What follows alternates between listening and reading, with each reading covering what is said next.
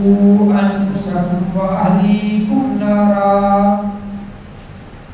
وقودها الناس والحجارة عليها ملائكة غلاظ شداد لا يعصون الله ما أمرهم ويفعلون ما يؤمرون.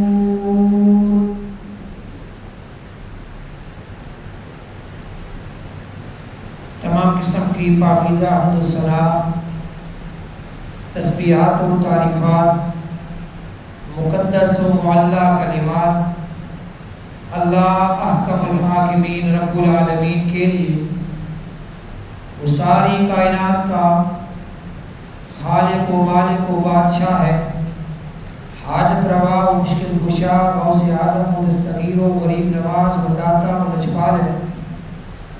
مسنون درود و سلام کی بارش میرے اور آپ کے محبوب نبی مکرم محمد صلی اللہ علیہ وآلہ آلہ وصحبہ وسلم کے لیے، اللہ مالک الملک نے جنہیں آخری نبی اور آخری رسول بنا کر کے ساری کائنات کی ہدایت کا بندوبست فرمایا ہے۔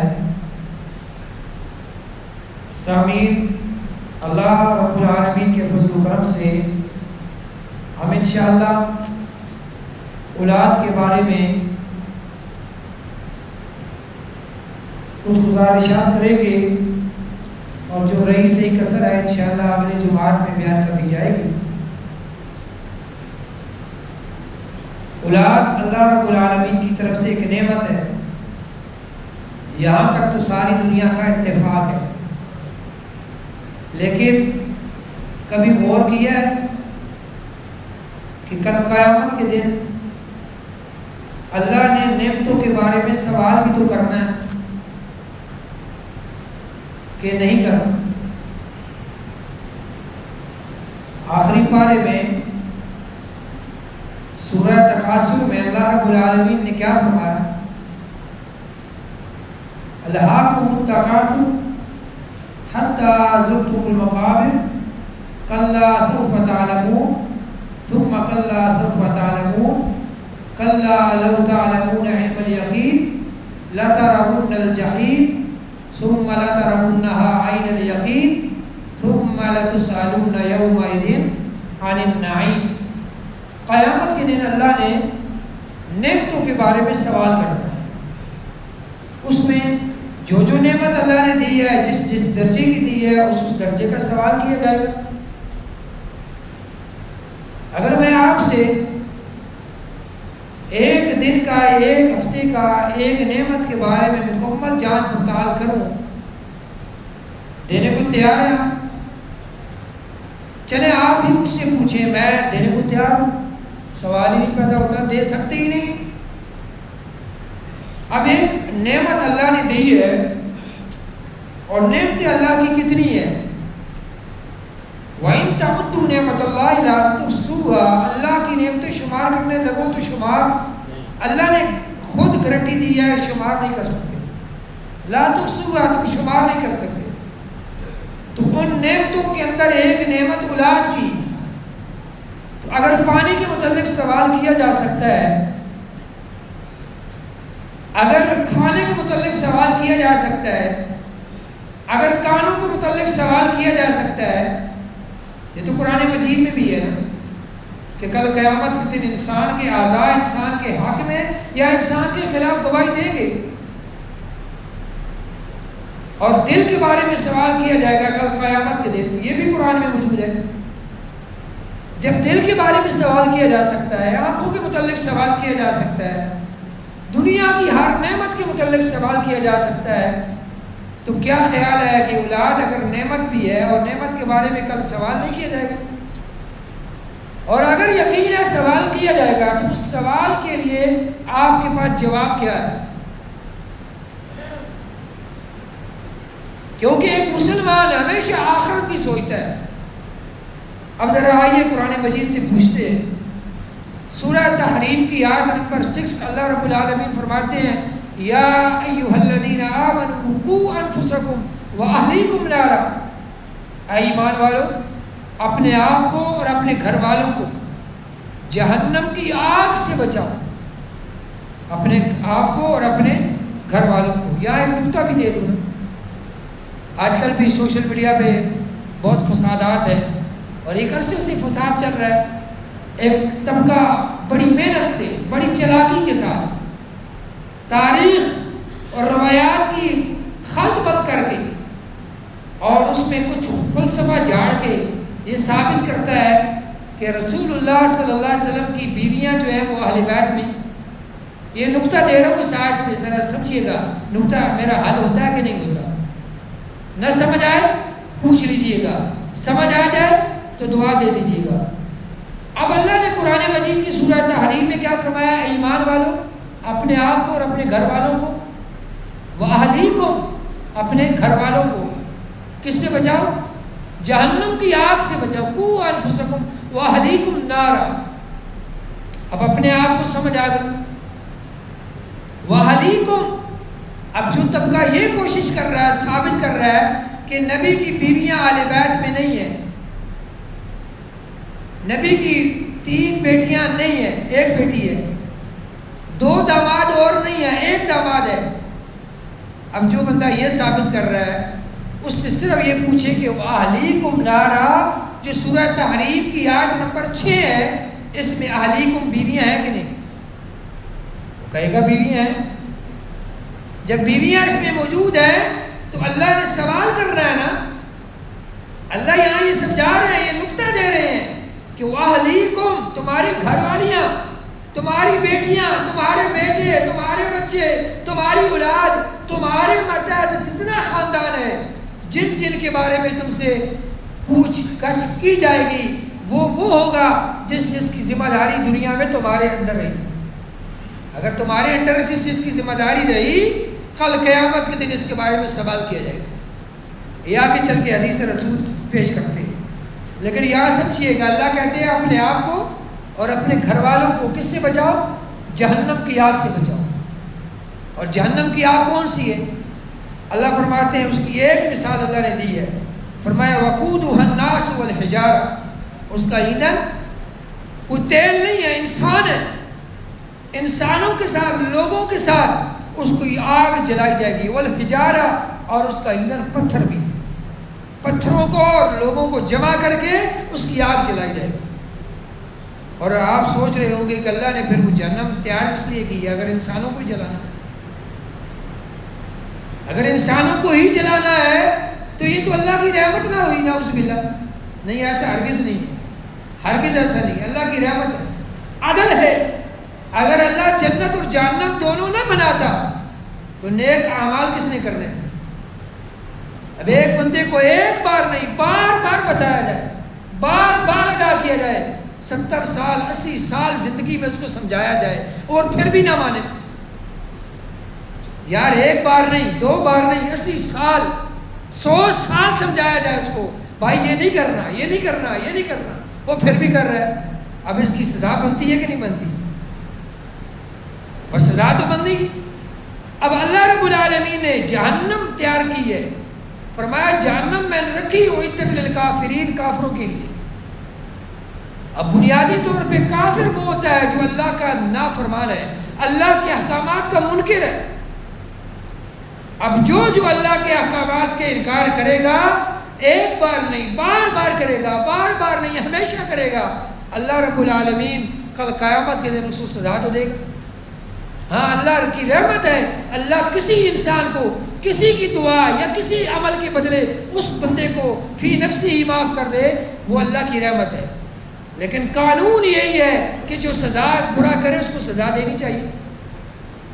اور جو بندے یہاں سوال کرتے ہیں وہ اپنے گھر میں دیکھیں، اپنے نوکروں کو دیکھیں، اپنے ماتحتوں کو دیکھیں، ان کا ماتحت، ان کا نوکر اگر 4 دفعہ زیادتی کرے، 5ویں دفعہ وہ معاف کرنے کو تیار نہیں۔ آپ کہیں یار آپ حاجی صاحب ہیں، شیخ صاحب ہیں، چودھری صاحب ہیں، ملک صاحب ہیں، قاری صاحب ہیں، بھلے دیندار ہیں، چھوڑ دیں اس کو۔ آپ کہیں گے یار یہ بار بار یہ کر رہا ہے، میں کیا کروں؟ آپ 5 دفعہ معاف کریں گے، 6ٹھی بار نہیں کریں گے، 6 دفعہ کر دیں گے، 7ویں دفعہ نہیں کریں گے۔ اور ایک بندے کو 100 سال سمجھایا گیا، 90 سال سمجھایا گیا، لیکن وہ پھر بھی باز نہیں آ رہا۔ اب اس کی سزا اللہ کیا کہہ رہا ہے؟ اس کی آگ اور ایندھن، اس کو ایندھن بنا کے جہنم کی آگ جلائی جائے گی۔ اور جہنم کی آگ کے اوپر جو نگران ہے وہ کون ہے؟ علیہا ملائکۃ غلاظ شداد، انتہائی سخت طبیعت اور سخت دل والے فرشتے اس کے اوپر نگرانی کر رہے ہیں، اس کے اوپر نگبانی کر رہے ہیں، اس کے اوپر مسلط ہیں، وہ اس کے اوپر وہ امر کرتے ہیں، وَيَفْعَلُونَ مَا يُؤْمَرُونَ، جس کا اللہ ان کو حکم دیتا ہے، لَا يَعْصُونَ اللَّهَ مَا أَمَرَهُمْ، اللہ کے حکم کی وہ مخالفت کبھی نہیں کرتے۔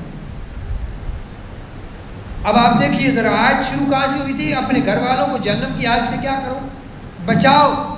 اب بچانے کا دو ہی طریقے ہو سکتے ہیں نا، ایک طریقہ تو یہ ہے کہ سامنے گڑا ہو، کھٹا ہو، سامنے نقصان ہو، آگ جل رہی ہو تو کوئی بندہ گرنے لگا ہو تو اس کو پکڑ کے پیچھے کر لیا جائے، ایک طریقہ یہ ہوتا ہے، اور وہ یہاں پہ ممکن نہیں ہے اس آیت میں، کیونکہ جہنم کی آگ سامنے تو نہیں جل رہی کہ میں اپنے بچے کو پکڑ کے، گھر والی کو پکڑ کے پیچھے کر لوں گا، یہ ممکن نہیں ہے، یہ تو مستقبل کی خبر ہے۔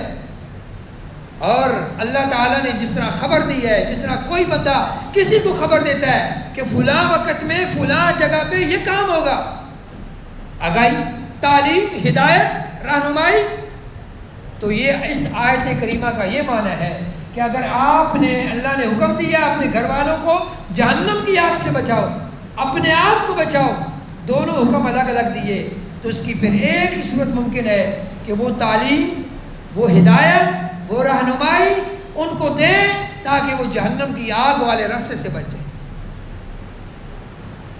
جہنم کی آگ والا راستہ کون سا ہے؟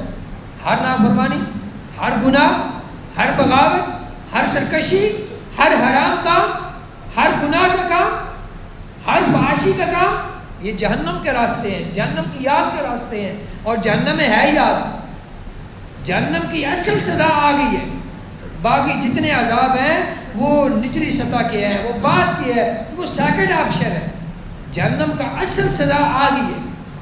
اس لیے اللہ نے کئی جگہ پہ جہنم کا لفظ استعمال نہیں کیا، ڈائریکٹ لفظ نار استعمال کیا، یہاں پہ بھی اللہ نے لفظ ڈائریکٹ نار استعمال کیا کہ آگ کی سزا ملے گی۔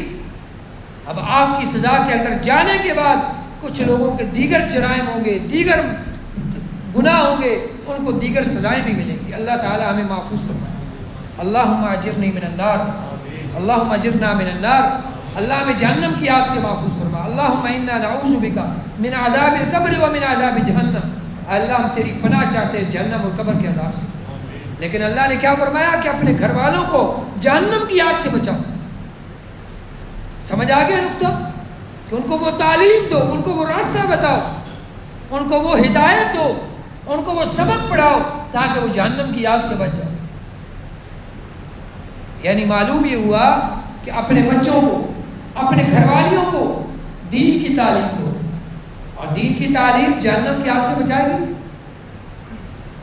لیکن بڑا افسوس ہمارے معاشرے کا، اتنا گند ہے، ہم اپنی اولاد کے لیے ہر نعمت دینے کو تیار ہیں۔ یعنی ایک والد کے اپنی اولاد کے بارے میں جو جذبات ہوتے ہیں وہ سارے والدین جانتے ہیں، اور جو نہیں جانتے اللہ ان کو بھی احساس کروا دے وہ جان جائے۔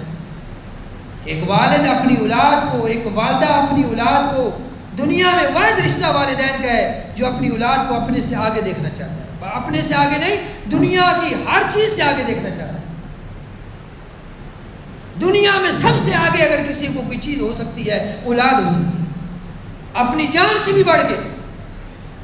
اگر والدین کے بس میں ہو تو آسمان کے ستارے توڑ کے اولاد کو دے دے کھیلنے کے لیے۔ والدین ایک ایسا رشتہ اللہ نے بنایا ہے، لیکن اس کے باوجود ان والدین نے بڑا ظلم کیا ہے۔ اللہ ان والدین کو معاف کر دے، اللہ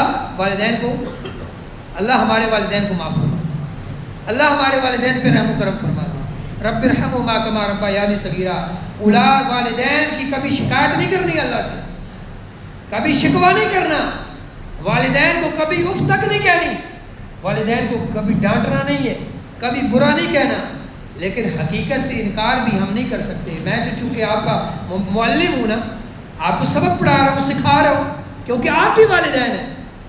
جو والدین نہیں ہیں وہ کل والدین بنیں گے۔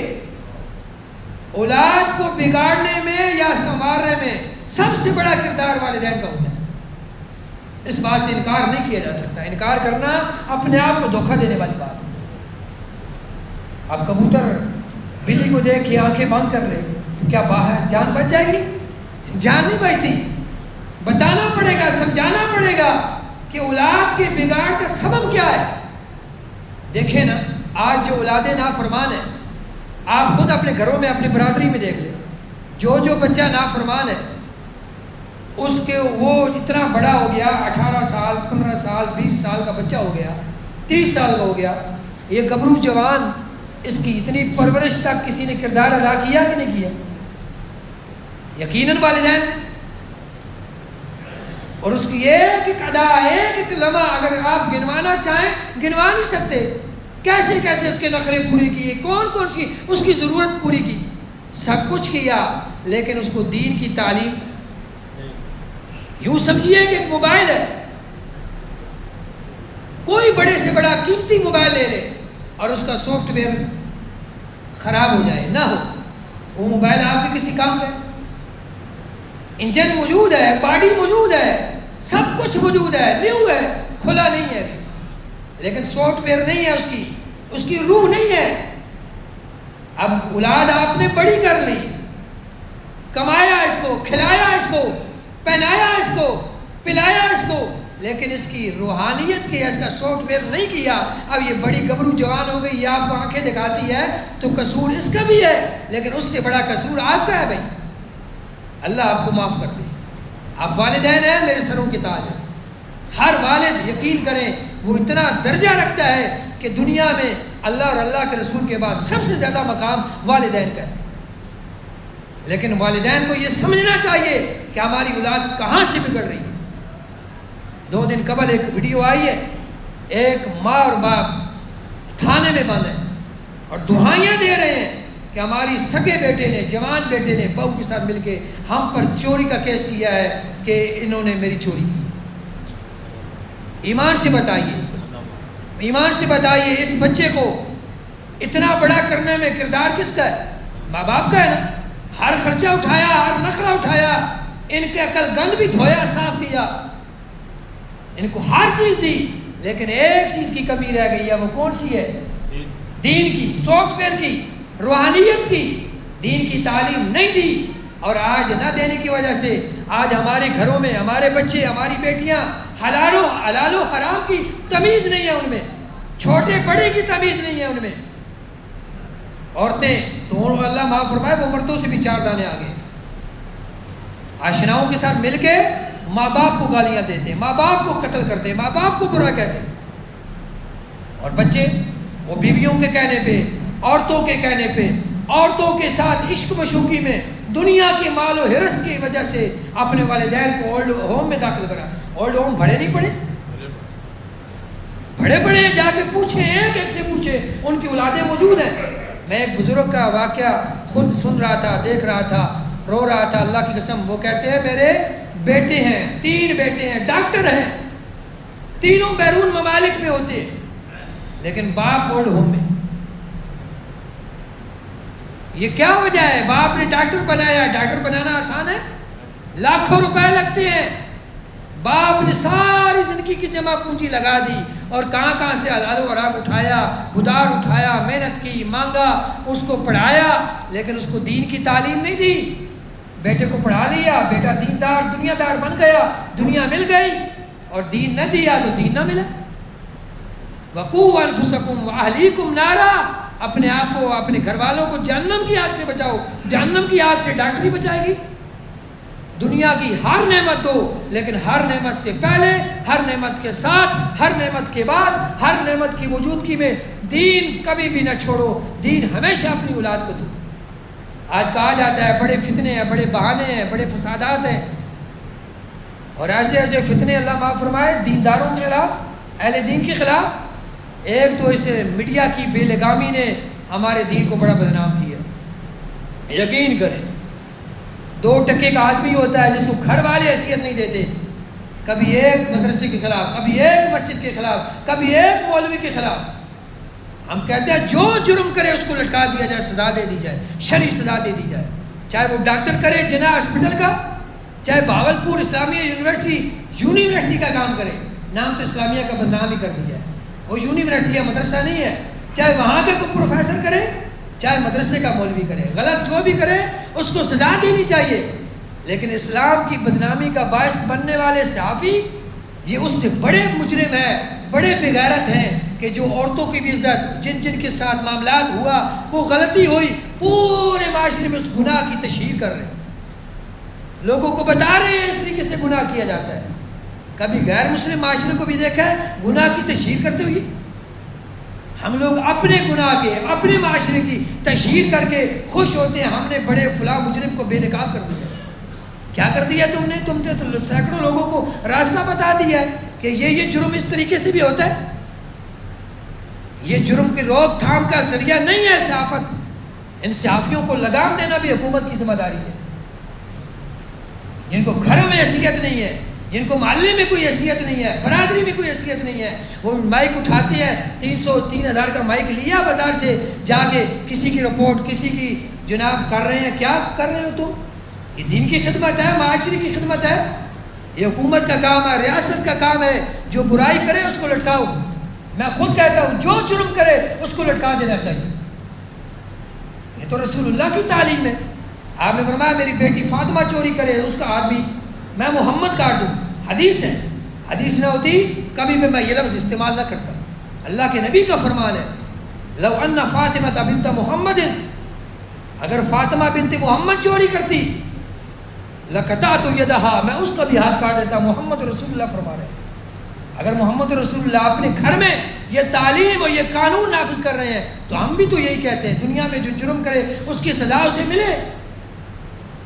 دو انتہائیں، ایک انتہا تو یہ ہے بدنامی کا، معاشرے کے اندر فحاشی کو پھیلانے کا سبب بننا، یہ غلط حرام گناہ، لیکن دوسری انتہا کیا ہے؟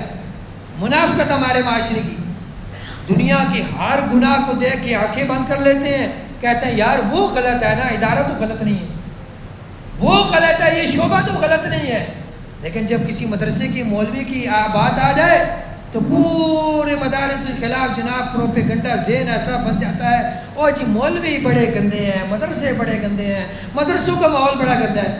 کبھی یہ کہا یونیورسٹیوں کا ماحول بڑا گندا ہے، ڈاکٹروں کا ماحول بڑا گندا ہے، کالجوں کا ماحول بڑا گندا ہے، میں اپنے بچوں کو پڑھاتا ہی نہیں، جائل رہیں گے۔ کبھی کسی بندے نے یونیورسٹیوں کی وجہ سے، کالجوں کی وجہ سے اپنے بچوں کو مدرسے سکولوں میں نہ بھیجا، فیکٹریوں میں نہ بھیجا، فیکٹریوں کے کیس نہیں ہے، ہر جگہ گناہ ہے، گناہ کی سزا یہی ہے کہ اس کو سزا ملے۔ یہ طریقہ کار نہیں ہے کہ آپ اپنی اولاد کو، ایک تو اس نے دشمنی کی ہے، لباس خزر میں رازن بھی ہوتے ہیں نا، اس رازن نے، اس چور نے، اس بے ایمان نے دین کا لبادہ اوڑھ کے دین کو بدنام کروایا، گناہ کیا، چاہے مولوی ہو یا پیر ہو، لیکن ایک جرم آپ بھی تو کر رہے ہیں۔ آپ کیا کر رہے ہیں؟ آپ اس کی وجہ سے اپنی اولاد کو دین سے دور کر رہے ہیں، اس کی وجہ سے۔ کیا یہ عقل مندی ہے؟ عقل مندی تو یہ ہے کہ اگر وہ جرم کر رہا ہے آپ اس کے مقابلے میں ایسا ثبوت اور ایسا عمل پیش کرے کہ دنیا کو دکھائیں کہ جہاں مجرم ہے وہاں مصلح لوگ بھی موجود ہیں۔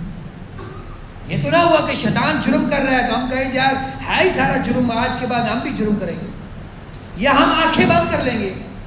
دنیا میں ہر جگہ گناہ ہونے کے باوجود آپ لوگ اپنے بچوں کو وہاں بھیج رہے ہیں۔ بازاروں میں کیا کچھ نہیں ہو رہا، تو کیا بازاروں میں جانا چھوڑ دیں گے؟ لیکن بات یہ ہے اپنی اولاد کو دین کی تعلیم دو۔ اگر کسی پہ یقین نہیں ہے نا، سیکورٹی کیمرے موجود ہیں، اور یار سیکورٹی کیمروں کو بھی چھوڑ دو، آن لائن تعلیم کا بندوبست ہے، نہ دو پین قرآن بازار سے لے آؤ، یار تھوڑی سی محنت خود بھی تو کرو، بیٹھ جاؤ، رہنمائی آن لائن کسی سے لے لو۔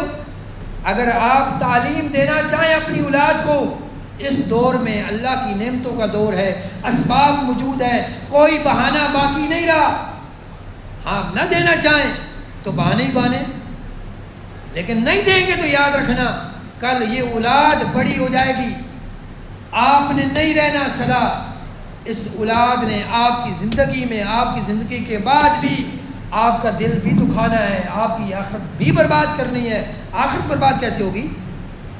آپ سوچ رہے ہوں گے یار آخرت کیسے برباد ہے؟ یہ حدیث رسول پہ بات ختم کرتے ہیں۔ رسول اللہ صلی اللہ علیہ وسلم کی ایک حدیث، عبداللہ بن عمر اس حدیث کے راوی ہیں، کہتے ہیں سمعت رسول اللہ، میں نے اللہ کے رسول سے یہ بات سنی. یہ حدیث صحیح بخاری میں 2 جگہ پہ ہے، کتاب الجمعہ میں بھی ہے، کتاب الاحکام میں بھی ہے.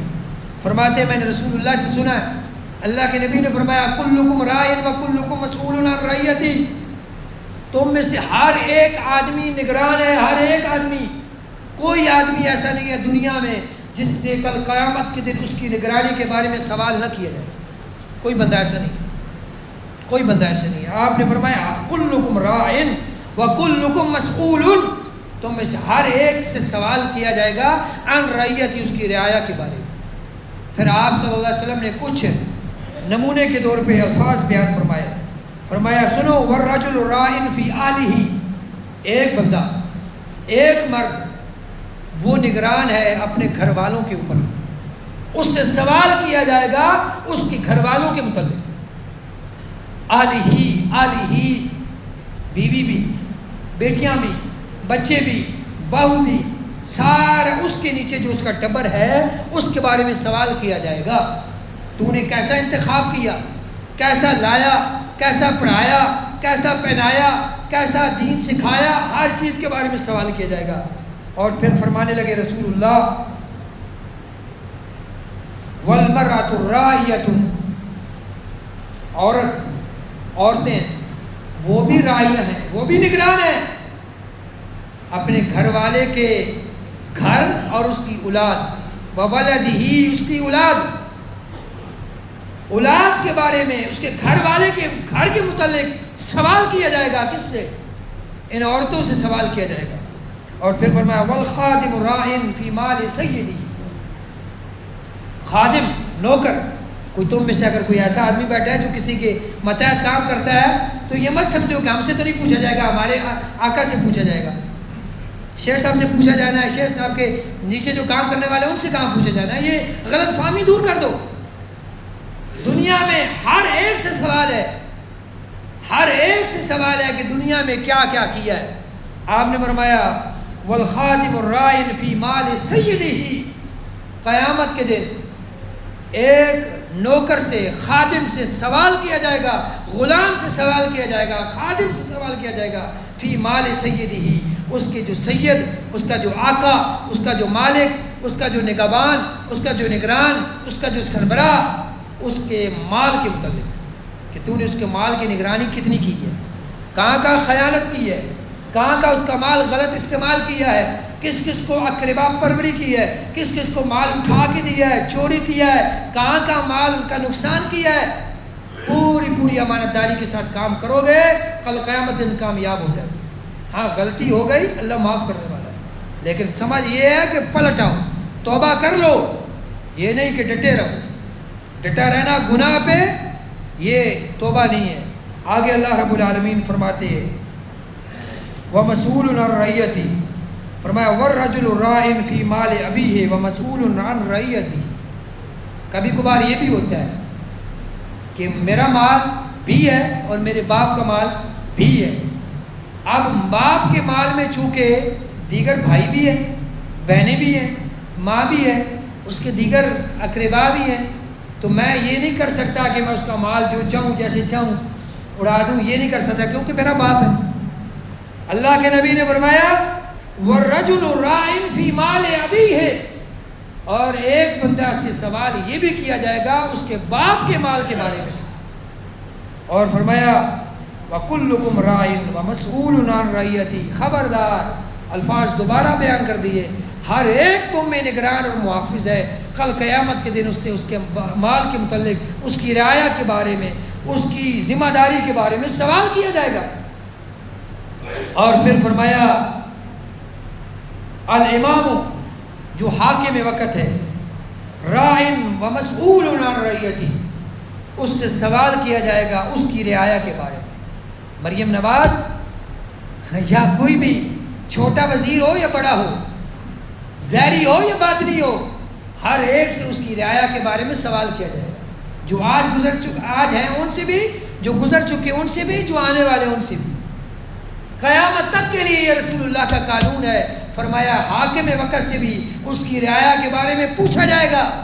اپنوں کو پالتے رہے ہو، پرورش کرتے رہے ہو، اقربا پروری کرتے رہے ہو، عیش و عشرت کرتے رہے ہو، اور لوگوں کو غربت میں ظلم میں مارتے رہے ہو، اس سے سوال کیا جائے۔ اس پوری حدیث کے اندر ایک نقطہ جو آپ کے لیے، وہ کیا ہے کہ اپنے گھر والوں کے بارے میں سوال کیا جائے، بچوں کے بارے میں سوال کیا جائے گا۔ کیا جواب دو گے؟